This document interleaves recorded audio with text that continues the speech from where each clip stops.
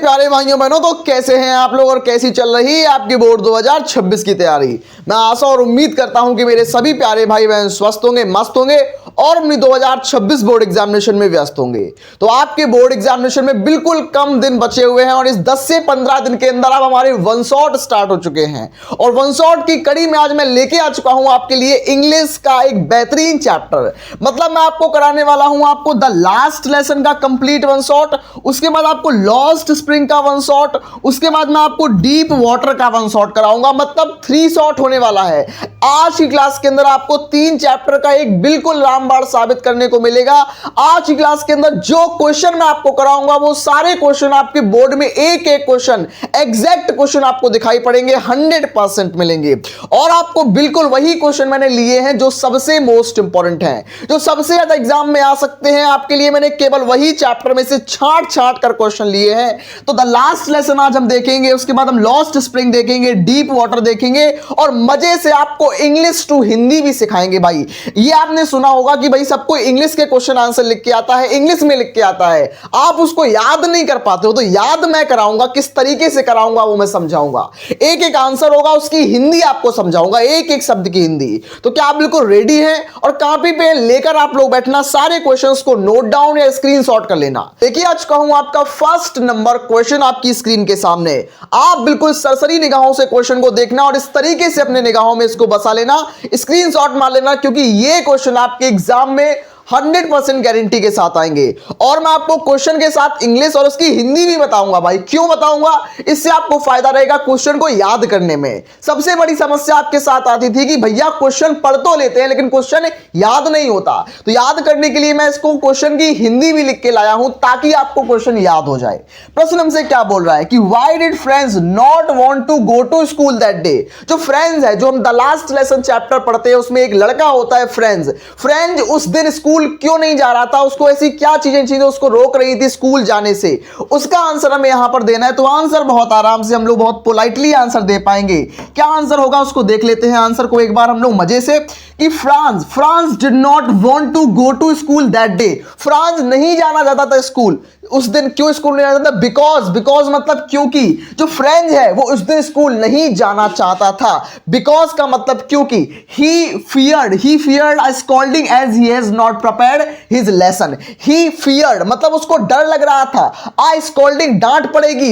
He had not prepared his lesson, उसने अपने lessons को तैयार नहीं किया। भाई उसने जो उसको होमवर्क मिला था पार्टिसिपल्स पर, उसने पार्टिसिपल्स का पी तक नहीं पढ़ा हुआ था, उसको पार्टिसिपल्स का पी तक नहीं आता था, इसीलिए वो बहुत फियर कर रहा था, उसको बहुत डर लग रहा था। उसके बाद क्या लिखा है? उसके बाद लिखा है ऑन लेसन ऑन पार्टिसिपल्स, जो पार्टिसिपल्स पर लेसन दिया गया था। On which his French teacher, on which is French teacher, और किसके द्वारा दिया गया था? उसके फ्रेंच के अध्यापक के द्वारा दिया गया था, जिनका नाम होता है एम हेमिल। एम हेमिल कौन है? तो M Hamel was to question to the class that day.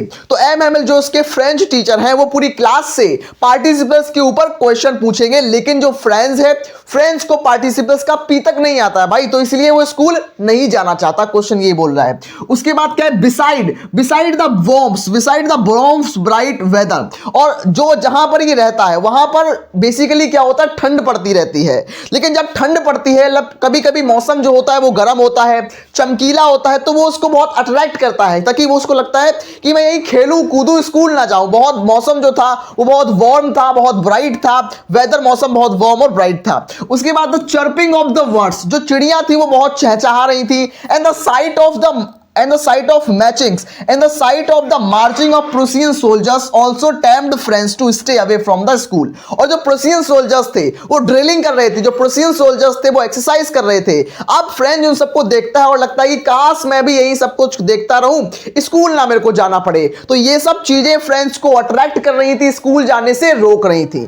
इसकी हिंदी आप लोग देख लो, अगर आपको दिक्कत परेशानी हो रही है इंग्लिश में तो इसकी हिंदी आप समझ लो। क्या इसकी हिंदी है? देखो हिंदी में क्या है कि फ्रेंच को उस दिन स्कूल नहीं जाना चाहता था क्योंकि उसे डांट का डर था, क्योंकि उसने पार्टिसिपेंट्स तैयार नहीं किया था, क्योंकि उसने पार्टिसिपेंट्स का अपना पार्ट तैयार नहीं किया था, जिस पर वह अपने फ्रांसीसी शिक्षक, जो फ्रांस के शिक्षक है एमएमएल, फ्रांसीसी शिक्षक एमएमएल कक्षा में प्रश्न करने वाले थे। तो इसके अतिरिक्त गर्म और चमकीला दिन था, बहुत अट्रैक्ट कर रहा था, उसको लगता था कितना सुंदर मौसम है, सुहावना मौसम है भाई, पक्षियों की चहचहाट है, और क्या है, और जो प्रोसियन सोल्जर्स हैं, जो प्रोसिया के सोल्जर्स हैं, वो अभ्यास कर रहे थे, वो ड्रिलिंग कर रहे थे, वो एक्सरसाइज कर रहे थे। तो फ्रेंच को ये सब देखकर स्कूल जाने का मन नहीं किया भाई। इन सब चीजों ने फ्रेंच को आकर्षित कर लिया भाई, इन सब चीजों ने फ्रेंच को आकर्षित कर लिया। आपने क्वेश्चन नंबर 1 को कवर अप किया कि क्या बोल रहा है क्वेश्चन नंबर 1, आप इस चीज को समझ चुके होंगे। आप क्वेश्चन नंबर 2 की तरफ हम बढ़ते हैं, हमारे दूसरे नंबर क्वेश्चन की तरफ बढ़ते हैं, और मैं आपको बिल्कुल मिक्सअप में क्वेश्चन कराऊंगा, मजेदार क्वेश्चन कराऊंगा। बिल्कुल, आप अपने सेकंड नंबर क्वेश्चन को देख लेते हैं। बोलता है, इसको देख लो, सेकंड नंबर क्वेश्चन क्या बोल रहा है। अगला प्रश्न क्या है कि how was unusual about MML dress on his last lesson. How was unusual MML dress on last lesson. MML जो थे वो बेसिकली बिल्कुल नॉर्मल कपड़े पहनते थे, लेकिन जो लास्ट लेसन था फ्रेंच लैंग्वेज का, उस दिन एमएमएल ने बहुत वियर्ड कपड़े क्यों पहने हुए थे, उस दिन बहुत अनयूजुअल वो क्यों लग रहे थे, उन्होंने बिल्कुल असामान्य कपड़े क्यों पहने हुए थे, ये आपको आंसर देना है। तो आप कैसे आंसर दोगे? आंसर में आपको क्या लिखना है, एमएमएल ड्रेसेस, एमएमएल की जो ड्रेस थी ऑन हिज लास्ट लेसन, उनके जो लास्ट लेसन में उनकी जो ड्रेस थी, in the schools consisted of his beautiful green coat. उन्होंने क्या पहन रखा था? उन्होंने उस दिन बहुत स्पेशल कपड़े पहन रखे थे, जो वो बहुत वेकेशंस में, वो बहुत स्पेशल डे पर पहनते थे, वो बहुत स्पेशल डे पर कपड़े पहनते थे, उन्होंने वो कपड़े कंसिस्ट कर रखे थे।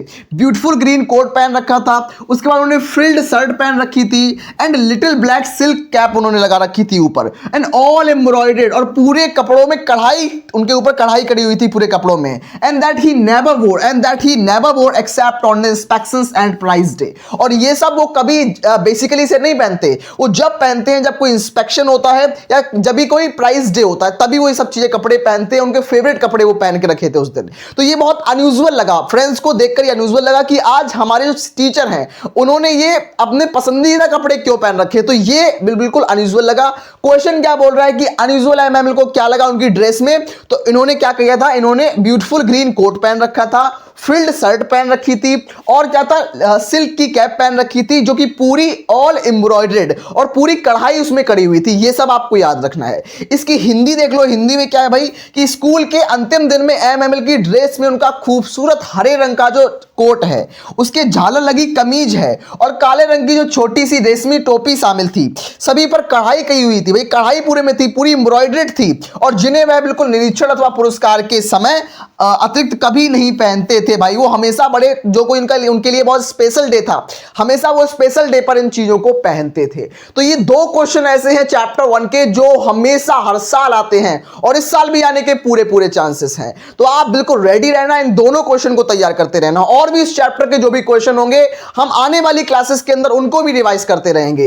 अब हम बढ़ते हैं अपने अगले और नेक्स्ट क्वेश्चन की तरफ। अब मैं डिस्कस करने वाला हूं सेकंड नंबर चैप्टर, जो सेकंड नंबर चैप्टर हमारा लॉस्ट स्प्रिंग है। लॉस्ट स्प्रिंग में सबसे मेन कैरेक्टर हमारे पास आता है साहिबे आलम, जो कि कूड़ा कचरा बीनने वाला रैक पिकर बच्चा होता है। उस रैक पिकर बच्चे से कौन से क्वेश्चन एग्जाम में आते हैं, वो सारे क्वेश्चन मैं आपको बताऊंगा। अगर आप इस चैप्टर को पहली बार पढ़ रहे हैं तो मैं आपको एक कैरेक्टर इंट्रोडक्शन दे दूं कि साहिबे आलम कौन है, मुकेश कौन है, नरेटर कौन है। इस चैप्टर के अंदर हम 3 मेन कैरेक्टर के बारे में पढ़ेंगे। पहले हम देखेंगे साहिबे आलम के बारे में, मुकेश के बारे में, और तीसरा होगा एनीस जंग के बारे में। तो बिल्कुल ब्रीफ इंट्रोडक्शन लेते हैं और इस चैप्टर का कंप्लीट वन शॉट देखते हैं, और सारे जो क्वेश्चन एग्जाम में आने के लायक क्वेश्चन है वो सारे क्वेश्चन आपके साथ में डिस्कस करूंगा। फर्स्ट नंबर होता है हमारे पास साहिबे आलम कौन है, तो ही इज अ रैग पिकर। वो क्या है, वो एक रैग पिकर है, वो कपड़ा कचड़ा बीनने वाला होता है। ही इज क्या है, ही हैज सिंपल ड्रीम्स, उसके बहुत सिंपल से ड्रीम्स हैं। He believes in promises made to him, और वो हमेशा यह स्वयं से किए गए वादों पर विश्वास करता रहता है। तो वह सीमापुरी दिल्ली में कचड़ा बीनने वाला लड़का होता है, उसके बहुत साधारण से सपने होते हैं, वह स्वयं से किए गए वादों पर विश्वास भी करता है। दूसरा हमारे पास मुकेश है। मुकेश क्या करता है, मुकेश बैंगल मेकिंग का काम करता है। मुकेश फिरोजाबाद का होता है और ये बैंगल मेकिंग का काम करता है। मैंने इनके क्वेश्चंस को आपको बहुत बार डिस्कस भी किया है, आज फिर मैं उन सारे क्वेश्चंस को लेके आया हूं जो आपके एग्जाम के लिए मोस्ट इंपॉर्टेंट है, उन सभी का आपको मैं क्विक रिवीजन कराऊंगा।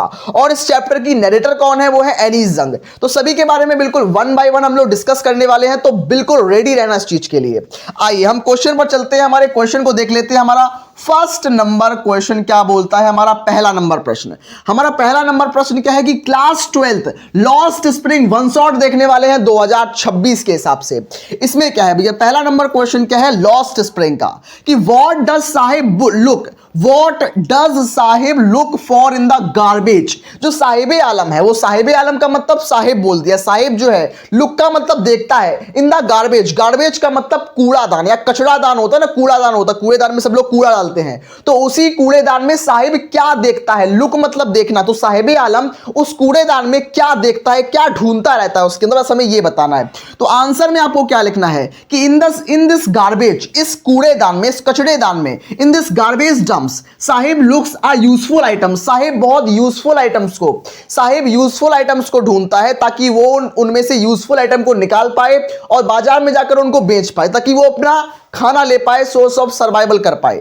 उसके बाद क्या है विच, उसके बाद लिखा है which can be sold for cash, और जिसको वो बेचकर कैश ले पाए, बस सिंपल सा रीजन है ये। उसके बाद एज दीज आइटम्स, और ये जो आइटम्स होते हैं, ये जो वस्तुएं हैं, can be traded for money, और ये सारी चीजें जो है वो बेची जाती हैं, ट्रेड की जाती हैं पैसे के लिए। They are just like gold, और उनके लिए ये सब सोने के जैसा है, सोने का मतलब गोल्ड के जैसा है, तो they are just like a gold for him, उसके लिए ये सब सोने के जैसा है। उसके बाद क्या है, Sahib and his family live in Seemapuri, Sahib और उसका पूरा परिवार जो है वो सीमापुरी में रहता है। सीमापुरी कहाँ है, सीमापुरी दिल्ली का एक इलाका है, दिल्ली के पास एक इलाका है, झोपड़पट्टी स्लम एरिया है जो सीमापुरी, वो स्लम एरिया है, a slum of periphery of Delhi, और ये एक स्लम एरिया है जो कि दिल्ली के पेरीफेरी पर, दिल्ली के पास, दिल्ली के सटीक है, मतलब दिल्ली की परिसीमा पर है। उसके बाद his family has migrated from Bangladesh, तो इसकी जो परिवार है ये मूल रूप से भारत का निवासी नहीं है, इसकी जो फैमिली है वो माइग्रेट हुई है बांग्लादेश से। बांग्लादेश में बहुत तूफान आते थे, बहुत ज्यादा आंधी तूफान आते, जिससे इनके घर खेत सब तबाह हो गए थे, तो इन्होंने अच्छी लाइफ के लिए, मतलब इनको लगा कि मैं इंडिया में आऊंगा तो हमारी लाइफ अच्छी हो जाएगी, लेकिन दुर्भाग्यवश इनकी लाइफ और बेकार हो गई, मतलब इनको कूड़ा कचरा बीनना पड़ता है। ये इनकी लाइफ में, माइग्रेशन से भी इनकी लाइफ में कोई भी इंप्रूवमेंट नहीं आया है, जो आप देख लो, तो his family has migrated from Bangladesh, इतना आपने देख लिया। इसके आप हिंदी मीनिंग देख सकते हो, अगर आपको कोई भी दिक्कत है, अगर आपको आंसर याद करने में दिक्कत होती है तो आप हिंदी मीनिंग देखो, हिंदी को पढ़ लो, आपका काम बनेगा नहीं, आपका काम चलेगा नहीं, आपका काम दौड़ेगा। तो इंग्लिश पढ़ो, इंग्लिश के साथ ही उसकी हिंदी पढ़ो, इससे आपको 2x बेनिफिट मिलेगा। मैं सेकेंड नंबर क्वेश्चन क्या कि what job did Saheb take up, Saheb ने कौन सी जॉब को टेकअप किया, साहिब ने कौन सी जॉब ली, एंड वाज ही हैप्पी, क्या वो खुश है उसके अंदर। जो साहिब आलम पहले क्या करता था, साहिब आलम पहले कूड़ा कचरा बीनता था, उसके बाद उसको थोड़ा बड़ा हुआ, और बड़ा होने के बाद वो एक चाय की दुकान पर काम करने लगा, he was working in a tea stall, तो क्या वो वहां पर खुश है, ये क्वेश्चन हमसे बोल रहा है। तो आपको आंसर में क्या लिखना है, आपको आंसर में देना, बिल्कुल हिंदी मीनिंग के साथ बता रहा हूं मैं आपको। Sahib took up the job of platform odd jobs at the tea stall, जो साहिब आलम ने जो जॉब ली वो कौन सी जॉब मिली उसको, टी स्टॉल मिली, टी स्टॉल पर, चाय की दुकान पर वो काम करने लगा। उसके बाद बट ही वॉज अनहैप्पी, लेकिन वो खुश नहीं था, बट ही वॉज अनहैप्पी, वो खुश नहीं था, he was tired down by the work, और लेकिन वो उस काम में बंध चुका था क्योंकि वो दूसरों का काम था। साहिब आलम यह भी बोलता है कि जब वो कनस्तर उठाता है, कनस्तर उससे भारी है, उसको जो कूड़ा बीनने वाला जो उसका बैग था, उसको लगता था जो कूड़ा बीनने वाला बैग है उसके लिए हल्का था, लेकिन जो उसने कनस्तर ले रखा है वो ज्यादा भारी है, इट इज हैवियर मच। उसके बाद क्या है कि he was tired down by the work, उसके बाद ही हैज टू डू, जिसको वो करना ही उसको पड़ेगा, ये काम में बंधा हुआ है, वो इसमें उसकी स्लेवरी जैसी हो चुकी है, वो उसमें बंध चुका है। 10 इसलिए लूजिंग इज इंडिपेंडेंस, इसलिए उसने अपनी स्वतंत्रता है उसको खो दिया है। which he had earlier as rag picking, जो वो पहले रैग पिकिंग के दौरान करता था, उसके पास स्वतंत्रता थी भाई, वो इंडिपेंडेंस था कि वो कहीं भी जा सकता है, कहीं भी आ सकता है, जब मन उसका है जब रैग पिकिंग करेगा, जब मन आएगा वो कहीं भी जाएगा। लेकिन जब वो टी स्टॉल पर काम करेगा तो उसको पूरा बंद, वहां पर उसकी एक बॉन्डेज होता है कि आपको ये करना पड़ेगा, उसके बाद ये करना पड़ेगा, मतलब वो नियमबद्ध तरीका करना पड़ता है। अब इसने देख लिया, इसको अब ये एक गुलामी की तरह लगने लगा, ये हैप्पी नहीं है इसके अंदर। अब आपने देख लिया, इसकी हिंदी मीनिंग भी आप साथ में पढ़ते रहना। हिंदी मीनिंग भी मोस्ट आईएमपी है कि साहेब ने चाय की दुकान पर छोटे मोटे काम करने शुरू कर दिए, परंतु वह प्रसन्न नहीं था, वो खुश नहीं था। क्योंकि वह उस काम से बन चुका था जिसे वो करना पड़ता था। इस प्रकार उसने अपनी स्वतंत्रता को भी खो दिया जिसे वो कूड़ा कचड़े बीनने के टाइम वो काम आती थी, ये बोला जा रहा है। तो आपने क्वेश्चन नंबर 2 को भी देख लिया। ऐसे क्वेश्चन एग्जाम में आते हैं और ये क्वेश्चन आपको तैयार रखने हैं। अगला प्रश्न भी मोस्ट आईएमपी है एग्जामिनेशन के हिसाब से। तीसरा नंबर क्वेश्चन क्या है कि what makes the city of Firozabad famous. मैं क्वेश्चन ये करा भी चुका हूं और जिन्होंने नहीं किया वो कर लो, जिन्होंने कर लिया है यू कैन रिवाइज अगेन, आप दोबारा रिवाइज कर लो। रिवीजन ही डिवीजन है। आपको मैं हमेशा बोलता हूं 100 किताबों से पढ़ने से अच्छा है एक किताब को 100 बार पढ़ो। आप एक क्वेश्चन को मल्टीपल टाइम्स रिवाइज करो, जो आपको नहीं आता आप रिवीजन का ही समय है। आप 50 किताबों को मत पढ़ो, 50 क्वेश्चन को मत पढ़ो, जो क्वेश्चन आपने पढ़ रखा है, जो आपके पास नोट्स है उन नोट्स को पढ़ो, जो आपके पास वन शॉट लेक्चर है उन सारे वन शॉट लेक्चर को रिवाइज करो, प्रीवियस ईयर क्वेश्चन करो, क्वेश्चन बैंक करो, यही आपको फायदा पहुंचाएगी। मैं लिख के दे सकता हूं इस चीज को। उसके बाद आंसर में आपको क्या लिखना है, आपको आंसर में आपको क्या लिखना है, आंसर में कि Bengal making makes the city of Firozabad famous. जो ग्लास ब्लोइंग इंडस्ट्री है, स्पेशली बेंगल मेकिंग में जो फिरोजाबाद है वो फेमस किसके लिए है, बेंगल मेकिंग के लिए फिरोजाबाद फेमस है। उसके बाद beautiful bangles can be seen all over, और जो फिरोजाबाद में बहुत सुंदर सुंदर जो बैंगल्स होती है वो देखी जा सकती हैं, चारों तरफ देखी जा सकती हैं। एवरी सेकंड फैमिली, हर दूसरा परिवार is engaged in the business of bangle making. हर दूसरा परिवार जो बैंगल मेकिंग है, जो चूड़ी बनाने वाले काम में इस बिजनेस में बिजी रहता है, हर दूसरा परिवार। उसके बाद क्या लिखा है, it is the centre of India's glass blowing industry, और ये पूरे भारत की सबसे कांच की जो सबसे बड़ी इंडस्ट्री होती है ना, पूरे भारत की कांच की सबसे बड़ी इंडस्ट्री का ये केंद्र होता है। कौन, हमारा फिरोजाबाद। उसके बाद क्या है, उसके बाद हमें पता है कि where families have spent generation to generation working around the furnace. देखो, जितना दूर से अच्छा दिखाई पड़ता है बैंगल मेकिंग का काम, उतना ही टफेस्ट होता है। जो इस चीज को करता है वही जानता है, क्योंकि इसमें जो काम करने वाले लोग होते हैं, जो बैंगल मेकिंग करते हैं, उनको फर्नेस के सामने, सर्दियों में चलो इतना दिक्कत नहीं होती, लेकिन गर्मियों में क्या होता है, गर्मियों में फर्नेस के सामने उनको करना पड़ता है, बैंगल मेकिंग बनानी पड़ती है। और कई केसेस में तो ऐसा भी देखा जाता है कि लोगों की आंखों की रोशनी तक चली जाती है, लोग अंधे तक हो जाते हैं, इस चीज से ब्लाइंड हो जाते हैं। किसके कारण, जो बैंगल मेकिंग करने के कारण। तो ये फैमिली ट्रेडिशन है वहां का, ये बहुत कठिन काम भी है, हमें मानना पड़ेगा इसके बारे में। तो वेयर फैमिली स्पेंट, जहां के लिए परिवार जनरेशन टू जनरेशन, पीढ़ी दर पीढ़ी किसमें बिजी है, बैंगल मेकिंग में बिजी है। तो आपने क्वेश्चन देख लिया। इसकी हिंदी भी आप जब पढ़ोगे तो और क्लैरिफाई हो जाएगा आपके लिए, और आसान बन जाएगा आपके लिए।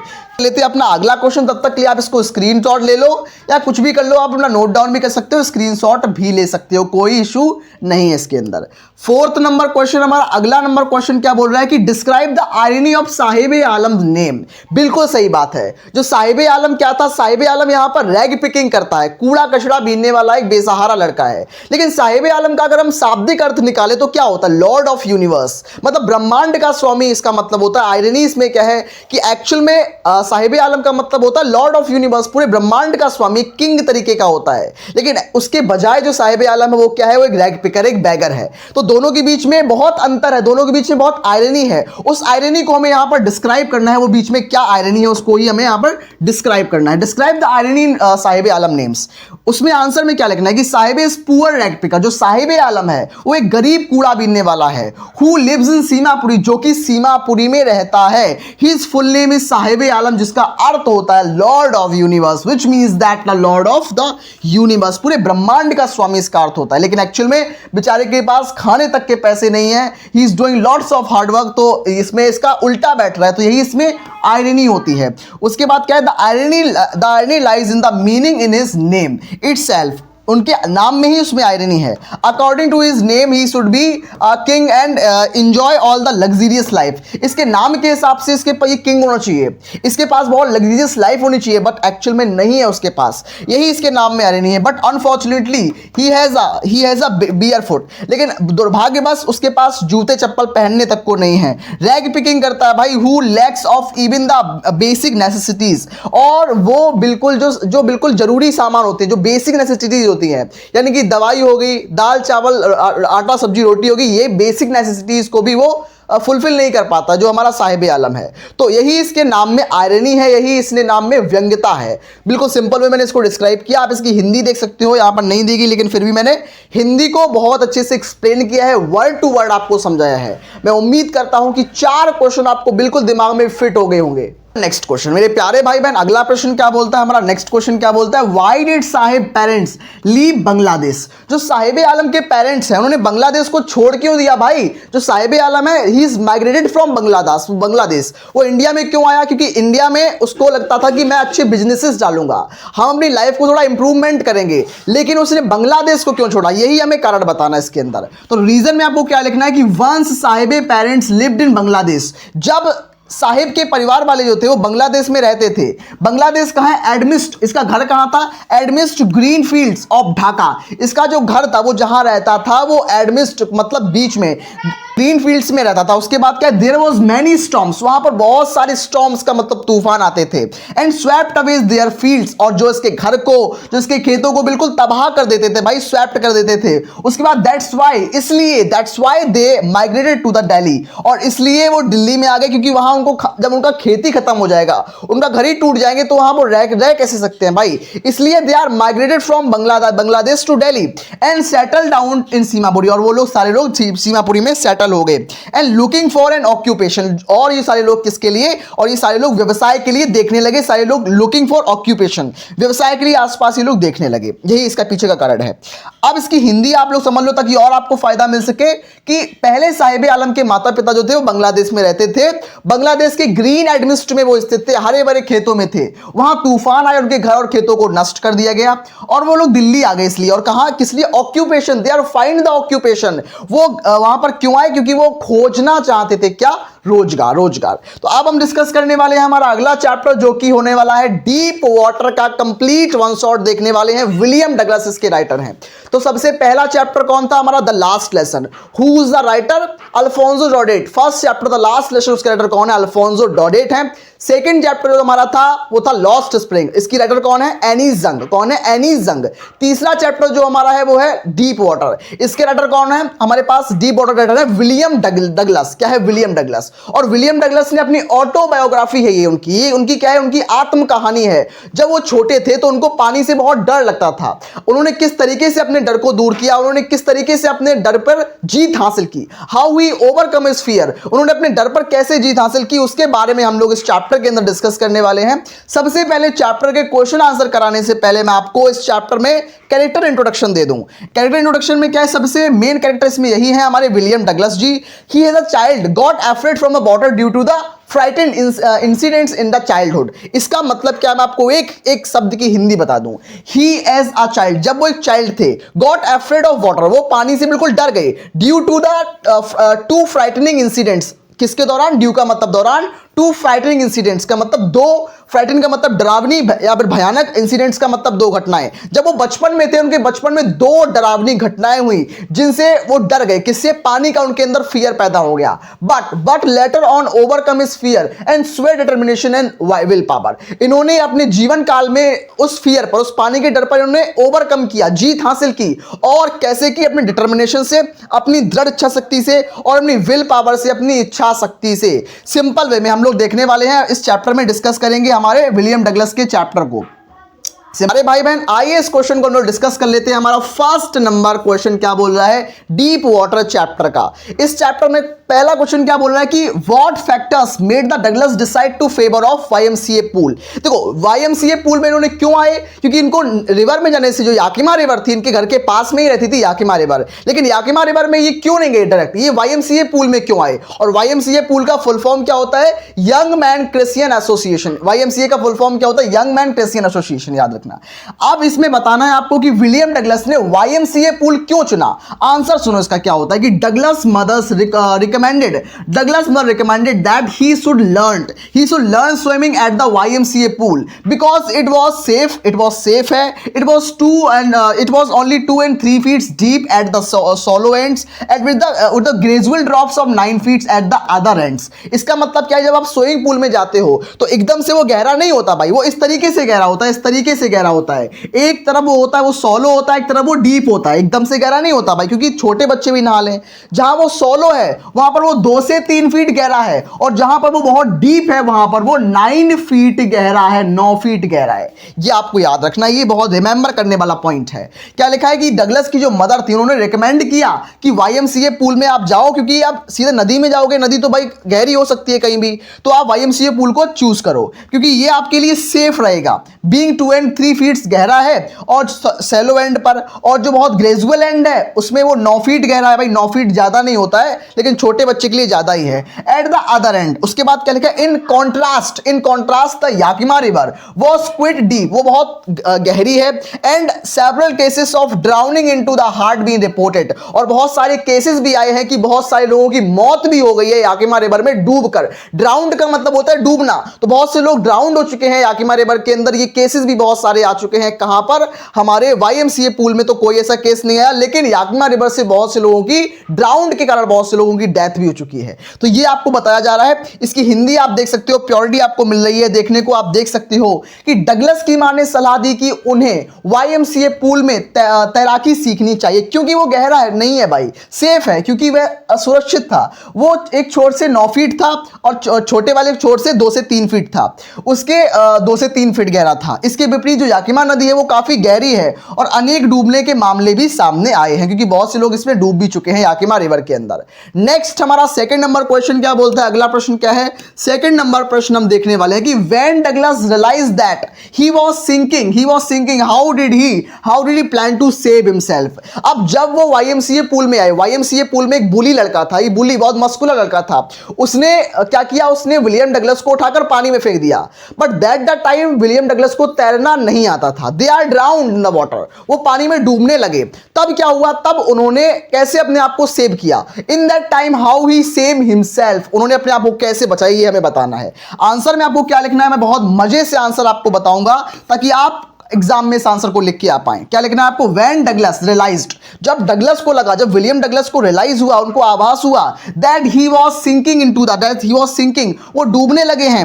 ही thought that when he feet would hit and the bottom, उन्होंने सोचा कि जब वो उनको लगा कि मैं डूबने लगा हूं, ही वाज सिंकिंग, उन्होंने मन में थॉट किया, उन्होंने सोचा कि जब मैं नीचे जाऊंगा तो मैं बॉटम पर, नीचे तली पर एक जोर से जंप लगाऊंगा, हिट मारूंगा ताकि मैं उछल के ऊपर आ जाऊं। तो ये उन्होंने सोचा। तो उन्होंने सोचा कि when his feet would hit in the water he would be make a big jump, बहुत लंबी जंप लगाई, नीचे बहुत धक्का मारेंगे ताकि वो ऊपर जंप लेके आ जाए। And come to the surface, और वो सरफेस पर, तली पर आ जाए। And lies flat on it, and lies flat on, लेकिन ऐसा कुछ भी नहीं हुआ भाई। Then he would early then he was easily paddles to the edge of the pool, और ताकि उनको लगे कि मैं बहुत तेज बॉटम पे मारूंगा और मैं इजिली सरफेस पे आ जाऊंगा और मैं तैर के एज पर, किनारे पर पहुंच जाऊंगा। ये उन्होंने अपने ब्रेन में प्लान बनाया, लेकिन एक्चुअल में ये प्लान फेल हो गया था।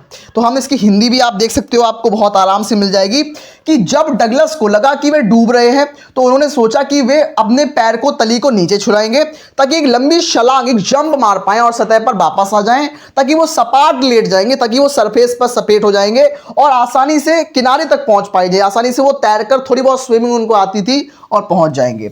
नेक्स्ट अगला क्वेश्चन क्या बोलता है हमारा? नेक्स्ट क्वेश्चन क्या बोलता है? नेक्स्ट क्वेश्चन, अगला प्रश्न क्या है कि विच 2 incidents Douglas early life made him scared of water. मतलब मैंने आपको सबसे पहले चैप्टर में क्या बताया था कि ये जो चैप्टर है इसमें विलियम डगलस ने अपने पानी के डर से अपने भय को खत्म किया। अब भय क्यों हुआ उनको? क्योंकि उनके बचपन में 2 ऐसी घटनाएं हो गई थी, तब से उनको पानी से बहुत डर लगने लगा था। अब वो घटनाएं क्या घटनाएं थी, वही क्वेश्चन हमसे बोल रहा है कि विच 2 इंसिडेंट्स, वो क्या 2 इंसिडेंट्स थे that Douglas early life made him scared of water, जो डगलस को अर्ली लाइफ में उनको स्कैर्ड कर दिया, उनको डरा दिया पानी से। वो क्या 2 घटनाएं थी वो आपको बताना है। आंसर में वो क्या लिखना है? द फर्स्ट इंसिडेंट, पहली घटना क्या थी? Occurred when he was 3 and 4 years old। ये पहली घटना जब हुई जब वो 3 और 4 साल के थे विलियम डगलस। उसके में क्या लिखा है कि at the beach in California, वो कैलिफोर्निया के बीच पर थे, अपने पापा के साथ वो कैलिफोर्निया के बीच पर गए थे हमारे William Douglas. A strong wave knock Douglas down. क्या मतलब इसका? एक स्ट्रॉन्ग वेव आई, वेव का मतलब लहर, एक बहुत स्ट्रॉन्ग लहर आई जिसने विलियम डगलस के ऊपर से निकल गई, उनको डाउन कर दिया उस लहर ने। And he was and he was buoyed in the water, और पानी में बिल्कुल उनको, और पानी में बिल्कुल दब गए, वो पानी में बिल्कुल दब गए, उनके ऊपर से पानी निकल गया, इतनी नॉक्ड की उसको, उस जो वेव थी, वो जो लहर आई, उसने विलियम डगलस को ऊपर से बिल्कुल ढक लिया, पानी उनके ऊपर से निकल गया। उसके बाद क्या, उसके बाद लिखना है the next incident occurred at the YMCA pool. Simple way में मैंने बताया आपको कि दो इंसिडेंट हुए थे। पहला इंसिडेंट जब ये 3 से 4 साल के थे, दूसरा इंसिडेंट जब हुआ तब ये YMCA पूल में गए, YMCA पूल में, YMCA pool when he was 10 and 11 year old, जब वो 10-11 साल के थे। उसके बाद आप बिग बुली बॉय टॉस्ड हिम, और एक बिग बुली बॉय आया, एक बहुत मस्कुलर लड़का आया, उसने इनको टॉस कर दिया, सिक्के को छाला, जैसे सिक्के को छाला जाता है वैसे इनको छाल के स्विमिंग पूल में डाल दिया, into the deep ends and the pool, मतलब पूल के बहुत डीप एंड में, बहुत गहरे एंड में डाल दिया। He went ड्राउन्ड in the bottom, और ये बहुत मतलब ये डूबते हुए, ड्राउन करते हुए, डूबते हुए बॉटम में पहुंच गए। And almost drown into the pool, और ये ऑलमोस्ट ये डूबने ही वाले थे पूल में, लेकिन सौभाग्यवश ये बच गए। अब इसकी हिंदी देख लेते हैं क्या है। इसकी हिंदी क्या होगी, आप देखो पहली बार कि पहली घटना कैलिफोर्निया के समुद्र तट पर हुई जब 3 और 4 साल के वो थे। शक्तिशाली लहर ने डगलस को नीचे से गिरा दिया और अंदर उनकी ऊपर से लहर निकल गई। ये आपने देख लिया, आप पूरी हिंदी को देख सकते हो, आप पढ़ भी सकते हो आराम से। अब हमारा next question, next but last question क्या है, नेक्स्ट और लास्ट क्वेश्चन हमसे क्या बोलता है, नेक्स्ट क्वेश्चन और लास्ट क्वेश्चन कि how did Douglas remove his residual doubts about the his fear. जो विलियम डगलस थे उन्होंने स्विमिंग सीख ली, लेकिन उनको अपने डाउट्स को कैसे क्लियर करना था वो देखते हैं कि Douglas removes his residual doubts by swimming across the warm lakes and opposite of the source and backs, and he says I shouted with Joyce and Gilbert Peaks returns and the ants echo I had conquered my fear and water। Simple way में क्या है कि उन्होंने बहुत सारी lakes को तैरा, उन्होंने बहुत सारे वार्म लेक्स को तैरा, और YMCA रिवर थी वहां भी उन्होंने तैरा, बड़े बड़े डीप सैलो वहां पर गए वो, और वहां उन्होंने अपनी डिटर्मिनेशन से, अपनी विल पावर से पानी पर जीत हासिल कर ली। अब उनको पानी से डर नहीं लगता, वो कहीं भी तैर सकते हैं। तो इस कहानी में हमने बहुत आराम से सीखा कि अगर हमारे अंदर डिटर्मिनेशन है, अगर हमारे अंदर आग है, अगर हमारे अंदर विल पावर है, we can crack each and everything which we want. हम लोग सब कुछ कर सकते हैं विच वी आर वांट। तो मेरे प्यारे भाई बहन, मैंने आज की क्लास में आपके साथ मजेदार 3 चैप्टर्स को डिस्कस किया, रिवीजन कराया, स्पेशली मैंने आपका रिवीजन कराया। तो आज का रिवीजन कैसा लगा आपको मुझे जरूर बताना। मैं मिलता हूं अगली बेहतरीन ऐसी ही क्लास में, तब तक के लिए सभी लोग पढ़ते रहिए, स्वस्थ रहिए और सभी लोग मस्त रहिए।